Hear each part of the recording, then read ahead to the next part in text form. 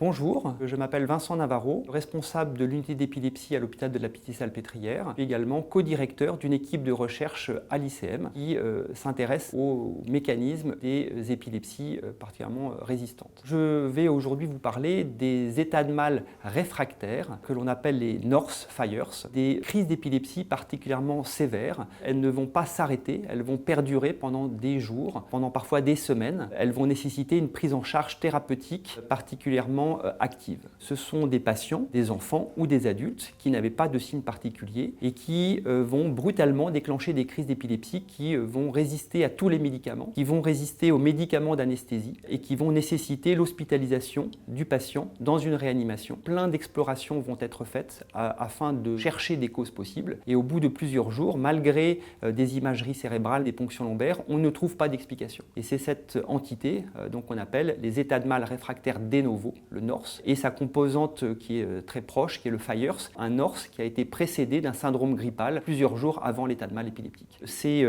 pathologies sont extrêmement graves, elles peuvent fragiliser le cerveau. Le fait qu'il y ait une activité épileptique continue, c'est un peu comme s'il y avait un incendie dans le cerveau, un embrasement de ce cerveau qui peut endommager les neurones du fait de cette surstimulation. Il est absolument crucial que l'on mette en place des thérapies très sophistiquées qui ont d'ailleurs fait l'objet de recommandations par un consortium national afin effectivement de guider les réanimateurs qui prennent en charge de ces patients, qu'ils mettent rapidement toute une série de thérapies.